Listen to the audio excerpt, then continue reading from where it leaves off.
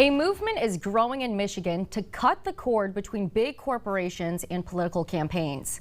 Good evening, I'm Taylor Gattoni. Ann and David are off tonight. The League of Conservation Voters says it's adding more names to a list of candidates and lawmakers who say they won't take any money from major utility companies. News 10's Riley Connell is live in the studio with the details. Yeah, Taylor, and that list is roughly 150 names long now, with both Democrats and Republicans making a commitment to reject funding from Consumers Energy and DTE. It's a reflection of increasing frustration from Michigan residents who say elected officials should represent them before corporations. This is disgusting what's happening, and it's exploitive, it's extractive, it's unethical. Lansing community activist Jerry Norris says he's following the money during this election cycle.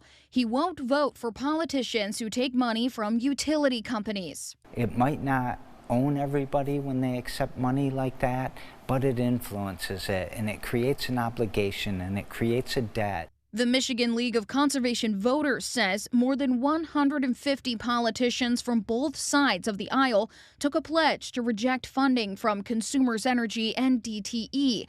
Neither company responded to a request for comment on the initiative. Just this week, Consumers Energy requested another rate hike for its electricity customers. The company recently told News 10 rate increases are meant to improve reliability, and the effort has paid off. Since 2021, we've seen 28% fewer outages. Conservation Voters spokesperson Logan Vorse says energy reliability in Michigan remains the lowest in the nation. She argues utilities have broken voter trust by sponsoring large data center projects and asking the state to approve their back-to-back rate hikes. People are fed up with their skyrocketing energy costs, and the influence that DTE and Consumers Energy hold here in Lansing is a big reason of why that trend has been able to continue. The League of Conservation Voters says it is tracking exactly how much money Michigan politicians have received from utilities.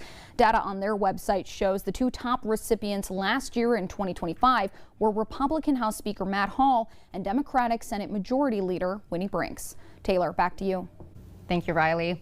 There is a federal effort to keep corporations out of political campaigns entirely.